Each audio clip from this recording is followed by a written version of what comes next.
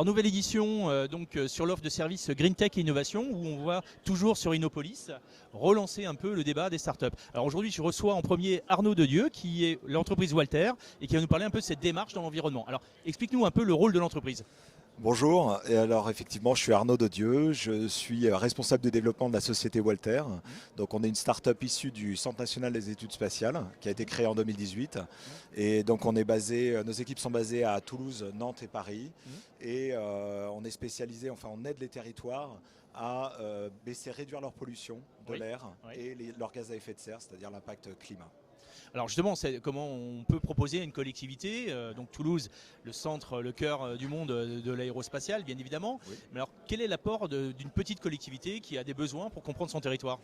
Alors, tout d'abord, effectivement, on va lui permettre de trouver les sources d'émissions, c'est-à-dire là d'où viennent les polluants et en fait on va lui montrer comment agir et où investir parce qu'actuellement effectivement quand on parle de pollution de l'air on ne peut pas agir sur la pollution de l'air extérieur, c'est quelque chose de très difficile à maîtriser. Et donc en fait on va aller aider cette collectivité à savoir quelle est la pollution qu'elle crée et quelle est la pollution qu'elle subit de l'extérieur. Comment on fait ça? Avec de l'imagerie, on va avoir de l'imagerie satellitaire et sol qui va nous permettre en fait de détecter, identifier et mesurer les sources d'émissions et quantifier ces sources d'émissions. Ensuite, la collectivité va pouvoir dire j'agis là, ici et ici et on va pouvoir suivre dans le temps les impacts de ces actions. Bien sûr, parce qu'on le voit, aujourd'hui on parle beaucoup de climat, on parle beaucoup des ondes électromagnétiques qu'on arrive à cartographier, qui sont absentes. On parle du son, de la nuisance sonore, qui est très forte, bien sûr, 90% sur les véhicules. Donc ces polluants, comment on les matérialise? Ils existent comment on voit ça d'une photo satellite? Comment Pesquet, avec son petit Kodak, qui fait une photo du polluant? En fait, justement, les polluants, par essence, ils sont invisibles, les polluants de l'air. Alors, ils sont invisibles. Quand on regarde un territoire, parfois, en cas de pic de pollution, on peut voir à l'œil nu les polluants. C'est de là d'ailleurs tout est parti, par exemple. Voilà, exactement. On voit un nuage de pollution. Mais en tout cas, chaque polluant a une caractéristique de lumière et en fait est invisible et on va rendre visible l'invisible, c'est-à-dire qu'on va aller effectivement reconstituer le champ de polluants en donnant des métriques, en mettant sur une cartographie les points de concentration de polluants et là où il y a de la pollution et d'où elle vient, on va aller identifier de manière très simple sur une plateforme digitale là d'où viennent les polluants. Voilà. Ce qui est très important, parce qu'on parle beaucoup de biodiversité, donc c'est un impact très important sur la biodiversité, bien sûr sur la citoyenneté, sur l'habitat, sur des zones qui étaient avant les années 60-70, qui étaient peu maîtrisées en termes d'urbanisation industrielle. Donc tous ces champs, vous êtes capable aujourd'hui de pouvoir les analyser dans l'air. Exactement.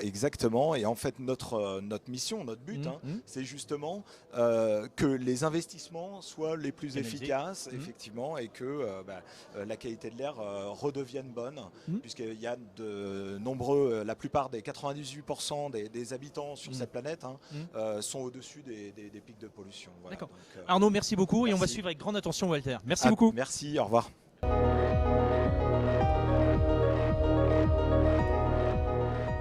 Dans la continuité de la Green Tech Innovation, toujours sur le salon Innopolis 2022, j'ai le plaisir de recevoir Marie Lemoigne. Alors 1 km à pied. 1 km à pied, ça me laisse rêveur. Comment on fait 1 km à pied? Est-ce que tu peux nous expliquer un peu le rôle de cette entreprise? Oui, alors déjà 1 km à pied, ce n'est pas une appli de marche à pied. C'est important. Ce nom reflète notre vision de la sobriété dans la mobilité, tout simplement. Et c'est 1 km à pied en comparaison avec les 13 km en moyenne qui sont faits tous les jours par les Français pour se rendre au travail et majoritairement en voiture. D'accord. Nous, on a constaté que des millions de Français pourraient faire le même job pour le même employeur multisite, mais plus près de chez eux, pour avoir un trajet quotidien plus court, gagner en qualité de vie et faire des économies significatives. En plus, toutes les études nous montrent que les Français veulent plus de proximité. Et c'est un phénomène qui a été amplifié avec le Covid, justement. Et du coup, on a créé une solution RH de diagnostic mobilité et d'optimisation des trajets domicile-travail qui nous permettent d'aider les équipes RH à réaffecter leurs employés de terrain, donc c'est-à-dire les gens qui ne peuvent pas faire de télétravail, qui doivent faire un trajet de 5 jours sur 5, à être réaffectés du coup plus près de chez eux. Donc soit via des mutations internes, tout simplement, au fil des besoins de recrutement, ou via un module d'échange de postes pour une politique RH proactive. Alors on le voit bien aujourd'hui, cette génération qui arrive sur le marché du travail cherche plus du confort. Oui. Le télétravail qui a été très renforcé, qui existe depuis de nombreuses années, mais qui a été très renforcé avec cette période de Covid qui a un peu pénalisé beaucoup d'entreprises. Oui. Il est important de justifier que tous les emplois ne sont pas télétravaillables. Oui. Pour autant, il y a une vraie action RH parce que ça crée une disparité dans les entreprises. Donc comment favoriser ceux qui ne peuvent pas faire du télétravail? Et c'est vrai que les transports sont... Dès qu'on est dans des zones très urbaines, très compliquées, parce qu'on peut faire 30 minutes pour 4 km, alors qu'en province, on va les faire en 10 minutes. Donc, quelle est la solution que vous accompagnez? Donc, ce sont des RH principalement, c'est une valeur. Tout à fait. Quelle est la solution que vous leur apportez réellement en concret sur leur pratique de tous les jours? Oui, il y a une vraie question effectivement d'équité entre les gens qui peuvent faire du télétravail et qui évitent donc des trajets, et notamment c'est intéressant pour les trajets longs, et ceux qui ne peuvent pas faire de télétravail, donc plutôt les cols bleus. Et du coup, nous, on s'intéresse à ce type de population là et on aide en fait les équipes RH avec un outil de pilotage, donc c'est un logiciel en SaaS, qui permet effectivement de cartographier les trajets actuels, potentiels. Il y a aussi toute une logique de mobilité durable où on va les aider à cibler, prioriser leur plan de mobilité employeur par exemple. Mais effectivement, un des leviers les plus importants pour nous aujourd'hui, c'est de réduire les trajets domicile-travail, réduire la distance pour faciliter aussi la transition vers la mobilité durable. Mais également pour mécaniquement réduire l'impact carbone des trajets, réduire le trafic, réduire la pollution. Donc ça, c'est intéressant pour l'aspect environnemental, mais pour les employeurs, c'est aussi quelque chose d'intéressant de réaffecter les employés plus près de chez eux, puisque ça permet de réduire les risques d'absentéisme, de turnover, les coûts associés. Et c'est une démarche triplement gagnante aussi, puisque le salarié, lui, gagne en pouvoir d'achat, gagne en qualité de vie, a un meilleur équilibre de vie. Alors 1 km à pied, une marge de progression, 500 mètres à pied bientôt. Merci beaucoup Marie. Merci.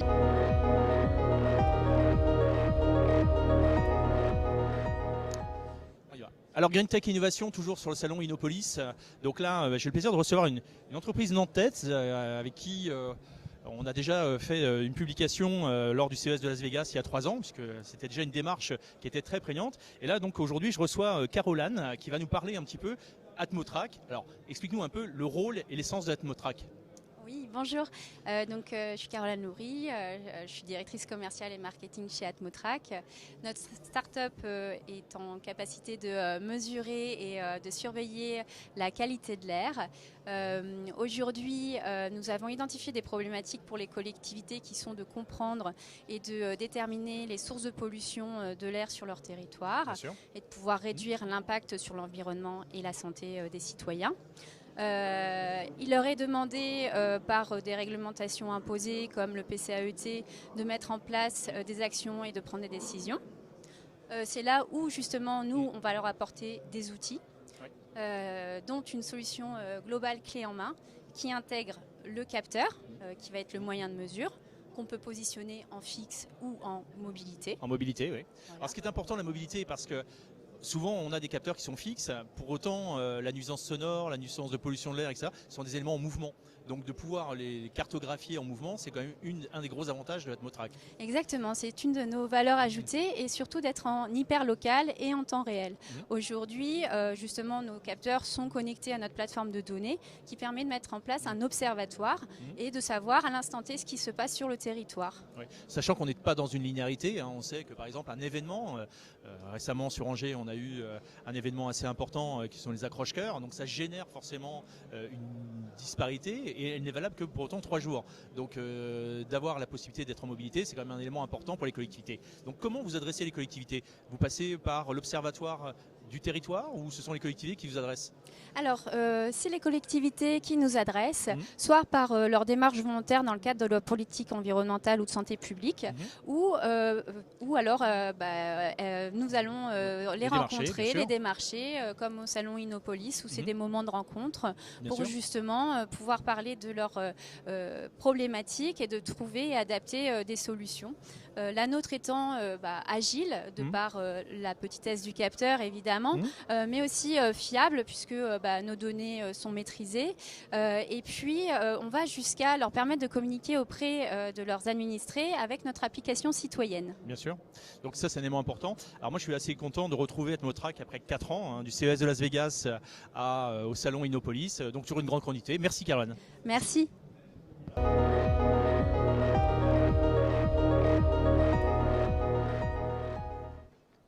Continuité toujours, eh bien, on a parlé beaucoup de traitement de déchets dans le cadre de Green Tech et innovation, de la puissance de l'eau.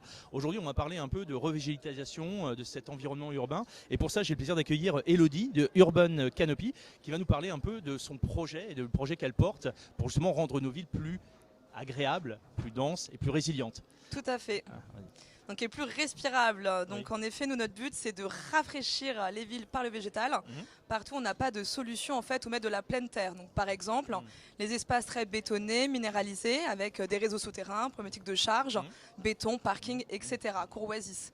Donc en fait, nous, on est nés dans les labos de l'école des ponts et chaussées, en fait, après la canicule de 2016, où les chercheurs se sont dit, mais pourquoi ne pas utiliser notre savoir sur les matériaux composites et donc sur des formes, on va dire, c'est des formes grid-shell, on appelle ça en double courbure, pour mettre des plantes grimpantes dessus et lutter contre les îlots de chaleur urbains. Donc Urban Canopy s'est créé comme ça, et donc notre but est de couvrir toute la ville, seule façade toiture. En tant que jeune société, on a commencé par un premier modèle qu'on a appelé Corolle, qui est aujourd'hui commercialisé depuis 2 ans, de type mobilier urbain végétalisé, où en fait, avec un minimum d'emprise au sol, 1 mètre carré, on a jusqu'à 50 mètres carrés en fait, de couverture végétale, avec des solutions autonomes, modulaires, avec des pots qui contiennent réserve d'eau, réserve de substrat, des plantes grimpantes bien sûr, et puis le but c'est donc de rafraîchir, mais aussi de ramener de la biodiversité. Donc tout ce qui est corridor en fait, écologique, faune flore. Donc on peut voir aujourd'hui ces solutions dans plus d'une centaine d'endroits, donc une centaine de structures végétalisées en France, aussi un peu l'export. Et puis donc si vous êtes une ville intéressée, une collectivité intéressée par la création d'un îlot de fraîcheur chez vous, n'hésitez pas.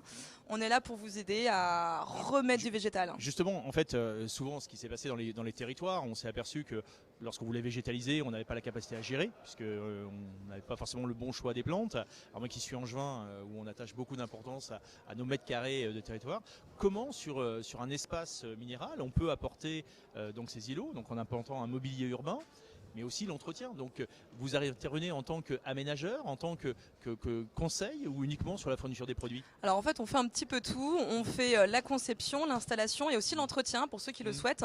Donc en fait c'est un entretien plutôt simple parce que la plante grimpante n'est pas très compliquée. Il suffit de venir 3 fois par an, venir tailler, retutorer, fertiliser comme le ferait un jardinier, un paysagiste en fait. Et donc ensuite ce qui est intéressant aussi c'est quand on est intégré dans des projets un peu plus grands en termes d'aménagement, de conception paysagère où là ça fait sens. Mais on peut aussi simplement installer 3 structures reliées entre elles par exemple pour vraiment créer un petit îlot de fraîcheur sur une place donnée. Eh bien, je pense qu'on a besoin, on le voit avec ces changements climatiques, de plus en plus de trouver de l'îlot de chaleur. Et justement, ces îlots qui nous permettent un peu de trouver un rafraîchissement naturel sont quand même essentiels. Donc, Urban Canopy, donc on va suivre de très près. Elodie, merci beaucoup. Merci, au revoir.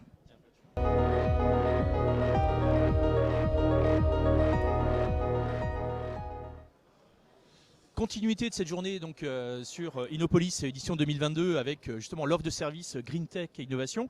Toujours dans la logique de cette Green Tech, on va aujourd'hui parler de l'eau, l'eau comme une énergie, comme une source d'énergie. Et donc aujourd'hui avec Stéphane Guignard, on va parler surtout de l'exploitation de cette puissance de l'eau pour régénérer une puissance naturelle, pour régénérer l'énergie. Alors explique-nous un petit peu ce phénomène mécanique, comment vous vous positionnez, vous, dans cette société VH93. Alors chez VH93, on développe depuis 2017 des hydroliennes houlomotrices. Ce sont des machines capables de transformer l'énergie de l'eau en une énergie utilisable par Homo sapiens, c'est-à-dire l'électricité. Alors c'est les mouvements de l'eau qu'on va trouver dans les rivières, dans les canaux d'irrigation, dans les estuaires, les fleuves et aussi dans les vagues. Notre objectif, c'est de créer, de développer un système d'énergie réellement durable, c'est-à-dire un système qui produit une énergie qui, quand on la consomme et on la produit, préserve les conditions de vie des générations futures. C'est ça pour nous la durabilité. D'accord. Pour ça, on s'est fixé plusieurs critères. Outre le fait d'extraire de l'énergie renouvelable, donc les mouvements de l'eau, on veut aussi que les systèmes eux-mêmes soient propres. Propres lors de la production, lors de l'utilisation, mais aussi en fin de vie. Alors la production, nous, c'est du matériau biosourcé et des déchets plastiques. Oui. Donc on absorbe du carbone atmosphérique grâce aux déchets biosourcés. On absorbe du pétrole qui ne sera pas brûlé à travers les déchets plastiques. Et surtout, ça nous permet d'avoir un approvisionnement local et donc de protéger la supply chain. Et ces derniers temps, c'est un paramètre vraiment important pour les entreprises. Ouais, Ensuite, au niveau de l'utilisation, la technologie qu'on utilise, dont je suis l'inventeur, est un rotor hydrolien qui est arrondi, qui est souple, qui tourne lentement et donc qui a une interaction douce avec l'environnement aquatique, avec la réserve halieutique, et c'est quand même très important. Ça, c'est vraiment le côté propre au moment d'utilisation. La dernière, c'est la fin de vie de nos systèmes. Ces systèmes sont pensés pour être recyclés à 99% parce que le matériau que nous fabriquons nous-mêmes est pensé pour être recyclé. On sait le recycler de manière simple. Donc le principe des turbines immergées sur des cours d'eau, on va capter ces cours d'eau pour générer une force, tout en préservant bien sûr la faune et la flore qui est autour. Donc cette énergie, en fait, comment on va la réexploiter? Comme une énergie brute qui peut être exploitée pour n'importe quel type de solution? Alors si vous êtes par exemple un particulier et que vous avez la chance d'avoir une rivière à proximité d'une parcelle que vous possédez, ou et il y en a 100 000 en France comme ça, si vous êtes, comme j'ai vu tout à l'heure, un particulier qui a un canal qui passe sous la maison, si vous habitez dans un ancien moulin à eau désaffecté, vous avez là une source d'énergie que vous pouvez directement utiliser pour faire de l'autoconsommation pour votre maison. Pourquoi pas revendre aussi une partie aux voisins ou partager simplement avec les voisins. Ça vous fait une source d'énergie continue qui va vous faire le fond électrique de la maison, qui va marcher même quand il ne fait pas beau, qui va produire même quand il n'y a pas de soleil. Donc finalement, c'est un complément extrêmement intéressant au panneau solaire. Forte puissance dans la journée avec le panneau solaire et puis une puissance continue, même la nuit, grâce à l'hydrolienne. Voilà. Si vous êtes par exemple une collectivité et que vous voulez éclairer une voie douce, un square, quelque chose qui n'est pas trop loin d'un cours d'eau, là aussi en autoconsommation, vous allez pouvoir le faire. Et puis là récemment, j'ai eu pas mal d'appels de grands comptes de l'eau, en général, de traitement de l'eau, qui veulent utiliser leurs effluents pour faire de l'énergie, qui veulent faire des points énergétiques là où ils n'ont pas envie d'aller tirer des câbles parce que c'est trop compliqué. Voilà, donc ça c'est aussi un marché, alors là un marché très important, bien sûr, également. Ensuite, au final, si vous êtes une collectivité, un énergéticien qui veut exploiter l'énergie des vagues, là on a des projets à faire pour aller chercher les vagues en mer, loin en mer si possible, et ramener l'énergie à terre. Ça c'est le projet futur. C'est un peu l'intérêt de l'entreprise. Donc cette entreprise, elle existe, elle est située où? Alors cette entreprise est située dans le sud de la France, entre La Ciotat et Aix-en-Provence. Le siège social est à La Ciotat. Et on bénéficie là de tout un écosystème hydroélectrique existant d'EDF. Alors hydroélectrique, il y a pas mal de cours d'eau. Puis on a aussi l'écosystème start-up avec finalement le pendant de la Green Tech qui est la Clean Tech, avec les incubateurs, les SAT, etc. Voilà. Merci beaucoup. Eh bien, Stéphane, on va suivre avec grande attention et je crois que les collectivités vont pouvoir s'adresser à vous justement parce qu'on a beaucoup de cours d'eau qu'on n'exploite pas. Merci Stéphane. Merci.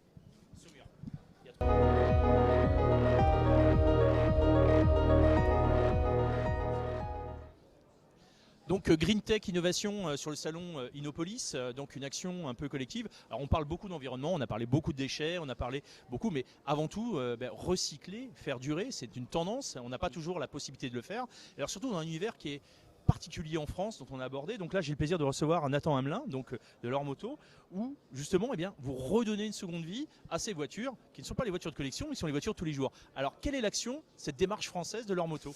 En fait, Lormoto, on est un nouveau constructeur automobile français, un constructeur de voitures durables. Et on construit des voitures qui durent très longtemps, elles sont conçues pour ça, pour amortir au maximum leur empreinte carbone sur tout le cycle de vie, en fait, de la voiture. Nous, on est d'accord qu'il faut passer à électrique, mais il ne faut juste pas le faire n'importe comment, parce qu'elle a importé des cargos de voitures électriques et de Chine et les amener pour les vendre aux Français, c'est juste pas raisonnable quand on prend conscience des enjeux liés à la matière et à l'énergie. Nous, on pense qu'il y a une autre solution et que toutes ces voitures qu'on va jeter, qu'on va mettre à la casse, elles peuvent encore rouler parce que leur seul facteur d'obsolescence, c'est justement qu'elles soient thermiques. Et donc nous, on convertit ces voitures en électrique de sorte qu'elles puissent faire 500 000 km de plus. D'accord. Après ça, on va refaire les intérieurs parce que forcément, ils sont anciens. On prend les Twingo. Notre premier modèle, c'est une Twingo. Bien sûr. Et en fait, le but, c'est d'arriver à refaire des intérieurs qui soient très modernes, au top toujours, avec une nouvelle connectivité, une nouvelle télématique. Et aujourd'hui, on le voit bien avec les voitures, justement. C'est ce qui est intéressant, c'est que ces voitures que l'on voit évoluer sur le parc français, on se dit elles sont condamnées, et donc il y a une hésitation. Par contre, le parc français n'est pas du tout encore aujourd'hui capable d'absorber des véhicules électriques, parce qu'on n'a pas les bornes de recharge, parce qu'on a des solutions. problématiques de kilomètres, etc. Et donc ce parc, dans cette nouvelle vie que vous donnez à ces voitures, alors, Twingo c'est le bon exemple, hein, c'était la voiture hybride qui était faite pour faire des petits trajets, donc de l'emmener à 500 000 km. Si je ne m'abuse, c'est une carrosserie polyester, donc qui a une durabilité dans le temps. Refaire un coup de design, c'est ce qu'on fait un peu la grande mode des véhicules légers. Donc comment vous faites? C'est-à-dire vous prenez une voiture, vous la désossez complètement, vous la refaites complètement et elle repart avec un cycle de vie? Exactement, et en fait, donc, on fait ça en France. Oui. Alors c'est situé où? En Normandie. En Normandie. Du côté de la Normandie, on n'ira jamais au Maroc, on n'ira jamais en Chine. Tous nos matériaux, justement, ils sont soit renouvelables à échelle humaine au maximum, soit déjà produits. Oui. Et donc le but, c'est qu'on passe d'abord dans un stade de dépollution de la voiture, ensuite on la reconditionne, on insère notre technologie dedans, et on la permet de rerouler ensuite. D'accord. Et donc votre cible, c'est quoi? Ce sont les véhicules plutôt utilitaires, puisque ce sont eux qui font beaucoup de kilomètres, plutôt des véhicules particuliers sur aujourd'hui cette notion de multi modalité propriétaire et multimodal dans le choix, où on a besoin d'avoir des voitures pas trop chères et qui font leur kilométrage de manière sécuritaire. Quelle est votre cible prioritaire? Notre cible, c'est les trajets urbains. D'accord. C'est-à-dire qu'on a volontairement bridé l'autonomie des voitures à 100 km, parce qu'on s'est rendu compte que 9 personnes sur 10 font moins de 100 km par jour. C'est exact. Et que ça sert à rien d'aller remettre des kilos de batterie dans un véhicule pour un trajet qu'on fait 3-4 fois par an. Parce qu'on sait que la consommation énergétique, c'est de la masse fois l'énergie. Pour l'énergie, exactement. Donc, il faut absolument essayer d'utiliser cette énergie et donc cette masse et la matière à bon escient. Eh ben, je pense que c'est très intéressant à suivre. Il y a beaucoup de leçons à prendre. Donc L'Or Moto, merci beaucoup Nathan. Et puis on va suivre de très près. Merci. Merci beaucoup.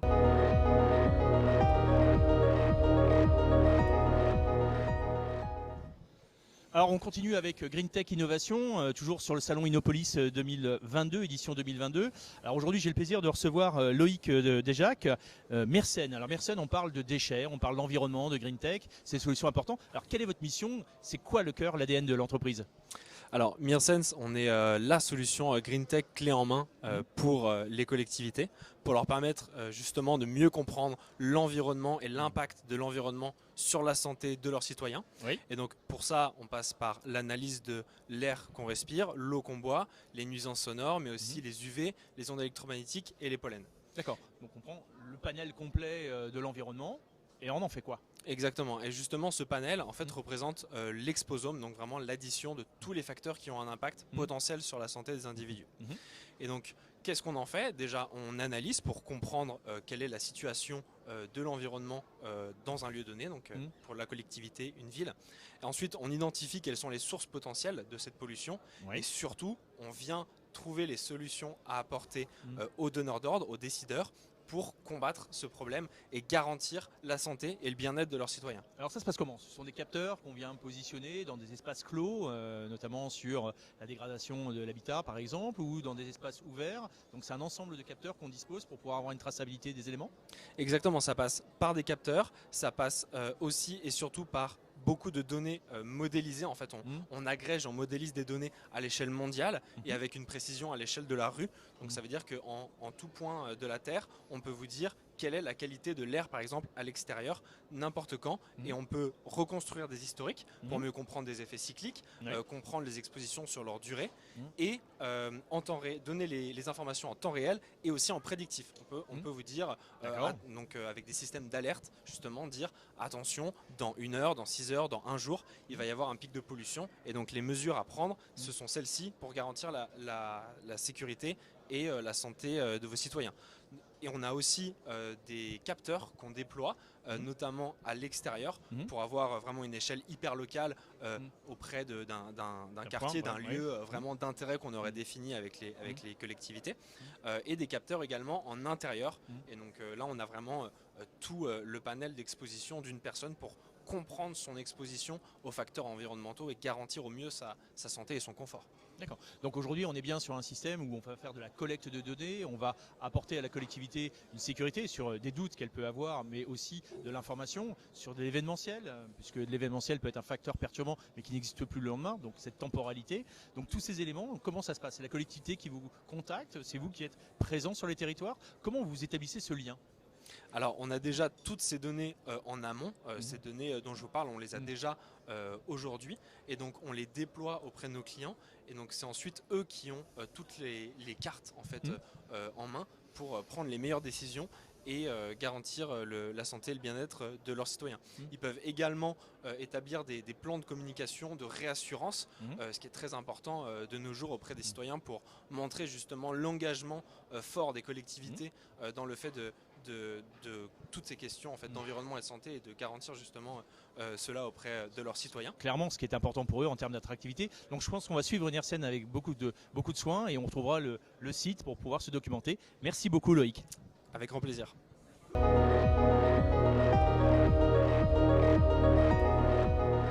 Toujours dans l'offre Green Tech Innovation, donc en direct du salon Innopolis 2022. Donc j'ai le plaisir de recevoir Laurent Garcia, donc Love Your Waste. Donc alors j'ai mon accent français bien évidemment, mais sur cette démarche, alors comment fonctionne cette dynamique? Comment vous apportez de la revalorisation sur les déchets? Alors aujourd'hui, ce qu'on fait, c'est de la collecte et de la valorisation de déchets alimentaires auprès des particuliers et des professionnels. Et la valorisation se fait par le biais de la méthanisation, donc qui transforme en fait ces déchets alimentaires en biogaz ou en engrais, donc en énergie globalement. D'accord, donc la revalorisation se fait à partir de la méthanisation. Donc pour les professionnels, on sait que les professionnels ont cette obligation légale, elle est un peu inscrite par des dispositions bien encadrées. Alors pour le particulier, comment vous arrivez à les sensibiliser? Alors pour le particulier, l'obligation arrive fin 2023. D'accord. Donc on travaille aujourd'hui avec des bailleurs, notamment pour l'habitat collectif, bien sûr, pour mettre en place déjà cette démarche, mettre en place toute la collecte, toute la valorisation et commencer à donner les bons réflexes à tous les habitants. Voilà. Alors votre démarche, elle se propose, donc bien sûr il y a un axe pédagogique, ça j'entends bien, un axe de sensibilisation sur la réglementation. Comment dans les collectivités, vous intervenez auprès des collectivités, donc j'ai compris, auprès des bailleurs sociaux, comment les collectivités peuvent être sensibles à ce message? Alors il y a deux sujets, il y a le sujet de la lutte contre le gaspillage alimentaire, donc on intervient là-dessus, puisque moins il y aura de gaspillage, moins il y aura de déchets. Bien sûr. Et ensuite sur les déchets qui sont une masse de déchets qui est incompressible, en fait on les accompagne à la fois en termes de conseils et de mise en place, et après en opérabilité, donc pour organiser l'intégralité de la collecte sur un circuit d'économie circulaire, bien sûr, qu'on maîtrise en fait de bout en bout, puisque ce sont nos collecteurs, nos bacs et notre cycle de méthanisation derrière avec des partenaires, notamment Green Tech. Alors justement, la collecte, c'est une dimension qui nécessite des ressources, une logistique assez forte. Comment vous procédez? Vous avez des personnes, ce sont des personnes de la collectivité, comment vous fonctionnez? Alors aujourd'hui, nous on travaille en insertion professionnelle, donc on a une entreprise sociale et solidaire, donc on a nos propres logisticiens collecteurs, qui sont des gens qu'on réintègre dans le circuit du travail. D'accord. Donc ça permet aussi de revaloriser, donc on va un peu au-delà de ce côté pédagogique, on valorise aussi, on a une dimension sociale. Donc les collectivités s'adressent à vous, à partir de là vous faites un état de l'art, des besoins, et vous orientez, je suppose, bien évidemment vers les bailleurs sociaux qui sont un regroupement d'habitats collectifs. Est-ce que c'est bien accueilli cette démarche et aujourd'hui cette sensibilisation post-Covid, puisque c'est une sensibilité qui avait commencé avant? Alors comment vous positionnez aujourd'hui? Alors aujourd'hui, le Covid a aidé puisque les gens sont restés enfermés chez eux, donc ils ont été obligés de constater les déchets qui étaient produits. Après, il y a deux modes, les gens qui attendent le dernier moment et les gens qui anticipent et qui veulent dès à présent en fait, donner les bons réflexes aux gens et mettre en place les cycles de collecte et de valorisation. Voilà. Donc globalement, on s'adresse à vous, on est une collectivité, on veut sensibiliser. Déjà, la collectivité par elle-même devrait être l'exemplarité, donc sur la gestion de ses cantines, sur la gestion des repas des employés, etc. Donc c'est aussi un souci important. Et donc on peut aller vers une démarche de RSE et d'impact vraiment positif pour le territoire. Tout à fait. En fait, nous on s'intègre dans ce qu'on appelle l'économie circulaire et ça rentre aussi dans les obligations, en tout cas dans les contingences RSE. Donc les collectivités peuvent s'en prévaloir. Aussi en termes de communication auprès de la population, en termes de services rendus. Voilà, merci beaucoup Laurent, c'est une belle sensibilisation. Merci, on va suivre de très près. À bientôt. Merci.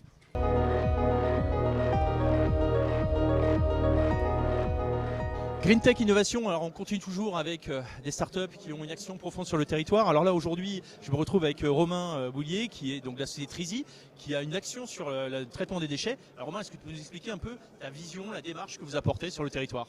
Complètement. Donc nous, chez Trizy, on est une start-up à impact, c'est-à-dire qu'avant de chercher une rentabilité économique, on recherche à avoir un impact positif sur notre environnement au sens large. Et donc, comme tu le disais, notamment de par la réduction des déchets. Donc on a différents outils physiques ou digitaux pour accompagner à la réduction des déchets. Donc on propose aux collectivités à destination des habitants. À côté de ça, il y a d'autres impacts qu'on va rechercher, plus social, où là l'idée c'est d'accompagner au quotidien des porteurs porteurs de projets, les ressourceries, les recycleries, les structures du remploi, de l'upcycling, etc. pour les mettre en visibilité auprès des habitants et pour que le réflexe de demain, ça soit mon canapé il est encore en bon état, je veux m'en débarrasser pour le changer, je l'emmène dans une ressourcerie plutôt que de le déposer à la déchetterie. Alors justement, on a pris cette conscience. Cette conscience était une démarche qui était déjà engagée avec la génération et ce qu'on appelle les milléniums qui sont très sensibles à leur environnement. Deuxième point, c'est que ça a été accéléré avec cette période du Covid. Donc aujourd'hui, on a des solutions, donc des solutions diverses. Le tri, on sait que le tri est un élément fondamental, mais qu'il n'est pas encore bien pratiqué. Donc il y a un rôle pédagogique. Deuxième point, ce tri, il n'est pas forcément très rentable aujourd'hui auprès des opérateurs. Comment vous apportez cette dynamique entre le citoyen qui dépose et la collectivité qui va essayer d'optimiser le traitement de son déchet? Alors notre point, c'est déjà d'aller plus loin, de se dire le tri c'était même hier. Aujourd'hui on va plus loin, on parle plus de réduction des déchets et justement on essaye à travers de la communication engageante de montrer qu'avec des gestes simples on peut réduire ses déchets et le fait de réduire ses déchets pour réduire ses déchets, ça va pas forcément toucher les gens, à part comme tu dis les millennials qui ont cette conscience un peu, mais c'est pas le cas de tout le monde. Et du coup on montre aussi que réduire ses déchets ça peut aussi permettre de faire des économies, avoir un mode de vie plus sain. C'est un peu la tendance Yuka, on voit que les gens ils sont prêts à changer de mode de vie, à changer leurs habitudes pour eux finalement, pour leur santé. Et c'est tous ces gestes simples qu'on essaye d'illustrer. Par exemple, faire sa lessive. Si tu ne fais pas ta lessive toi-même pour réduire tes déchets, tu le feras peut-être pour faire des économies, pour protéger ta santé, parce que c'est quelque chose qu'on a sur soi toute la journée. Donc il y a plein d'autres bonnes raisons en fait, de faire ces gestes-là. Donc un rôle pédagogique, premier point, un rôle d'accompagnement. Donc vous intervenez auprès des collectivités pour pouvoir sensibiliser les acteurs? Ouais, complètement. On a un outil digital qu'on va déployer sur les sites internet des collectivités. Justement, on va passer toute cette information, un volet serviciel, les consignes de tri, les déchetteries à côté de chez moi, etc. Les fréquences de collecte, quand est-ce que je sors mon bac, tous ces sujets-là. Mais on va aussi plus loin avec une cartographie de tous les acteurs du remploi à côté de chez moi, des fiches de présentation de ces structures-là, les ressources qu'elles collectent, ce qu'elles vont en faire, comment elles vont le transformer, pour justement donner du sens à tout ça, à ce geste-là, exactement, et les mettre en valeur. Une valeur sociétale, bien évidemment. Exactement. Merci beaucoup Romain. On est assez passionnés, donc on espère voir continuer ce projet. Et donc on n'a pas pu voir le panda, mais qui est votre emblème, mais on le verra plus tard. Merci.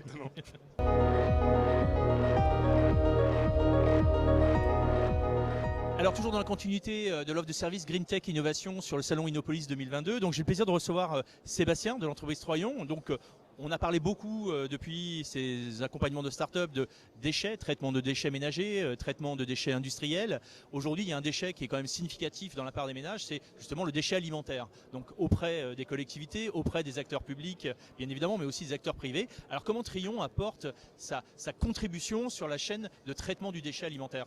Merci pour l'accueil et enchanté, donc Sébastien de Société Trion.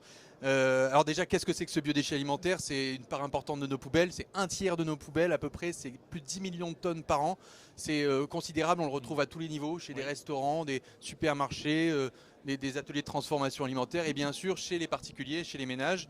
Et ce biodéchet, il faut le valoriser. Il y a une réglementation qui oblige ce déchet à être trié à la source et à l'envoyer dans des filières qui permettent un retour au sol, c'est-à-dire la méthanisation ou le compostage, en lieu et place de ce qu'on fait historiquement, c'est-à-dire on laisse nos ordures en mélange et ça finit en incinération ou en enfouissement.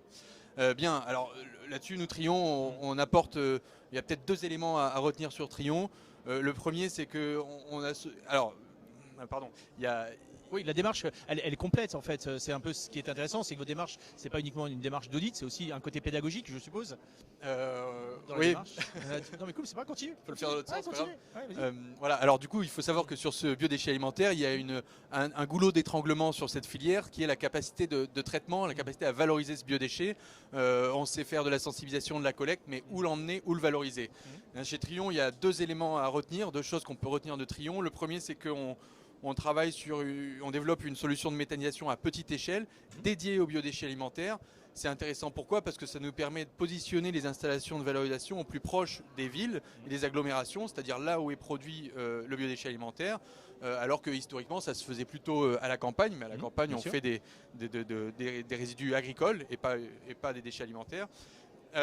Et donc ces installations en proximité permettent d'optimiser la logistique, d'avoir des parcours beaucoup plus lisibles aussi pour nos partenaires. Et le deuxième élément à retenir sur Trion, c'est qu'on travaille sur l'ensemble de la chaîne de valeur. Ça veut dire qu'on ne va pas simplement fournir une installation, on va développer tout un projet à partir d'une page blanche, on va réaliser les autorisations administratives, concevoir, financer, construire, mettre en exploitation et puis exploiter toute cette activité.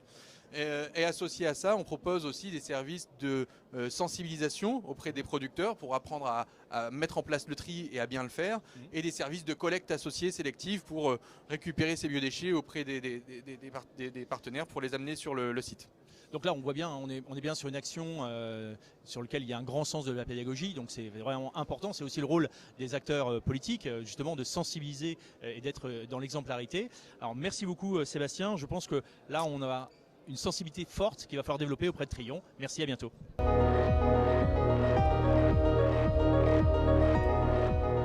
Toujours dans la continuité, Green Tech Innovation sur le salon Innovation 2000. Innopolis 2022, édition 2022. Alors aujourd'hui, je reçois Luc de Rochefort, donc bonjour. NAMER. Donc, alors NAMER, une action importante, géolocalisation, traitement des bâtiments. Alors quel est l'apport de NAMER pour les collectivités ?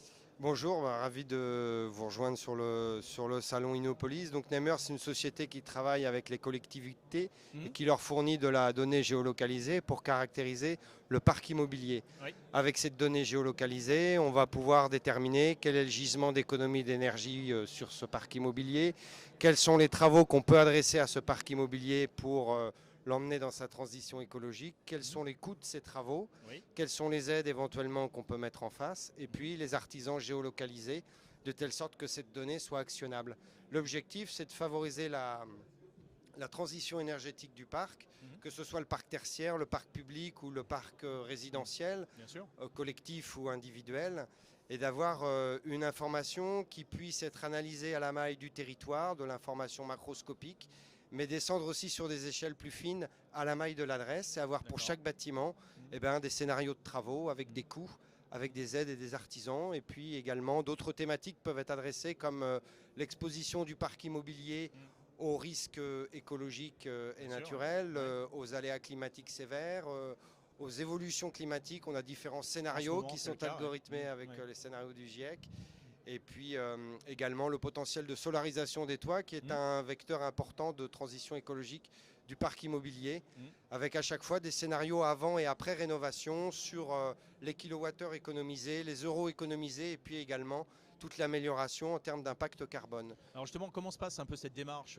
C'est un audit, d'abord une analyse du territoire, une analyse des bâtiments, donc un inventaire des bâtiments communaux. Ensuite, bien souvent, les bâtiments communaux, ce sont des bâtiments des années 60-70 dont la transition écologique n'était pas la priorité, ils sont souvent énergivores. Tout à fait. Donc comment on apporte cette solution ? C'est un logiciel, c'est un audit, c'est un conseil ? La force de la base de données NAMER, c'est que c'est du traitement d'intelligence artificielle, de machine learning, de computer vision, de NLP, qui permet de caractériser l'ensemble du parc immobilier français, c'est-à-dire les 35 millions de bâtiments de France métropolitaine sont recensés dans notre base de données et caractérisés soit avec des données constatées de terrain qui sont raffinées à partir de l'open data, soit à partir de l'intelligence artificielle, des règles métiers et de toute l'algorithmique qu'on peut entraîner et qui nous permet de délivrer une donnée calculée ou prédictive au plus près possible de la réalité, puisque c'est calculé d'après des règles d'échantillonnage constatées sur le terrain qui nous permet, comme je le disais, d'entraîner des modèles ensuite. Eh bien super, eh bien on va suivre un peu ces points et on va demander aux collectivités surtout d'avancer très rapidement sur leur parc et la rénovation de leur parc. Merci beaucoup. On est à leur disposition, merci.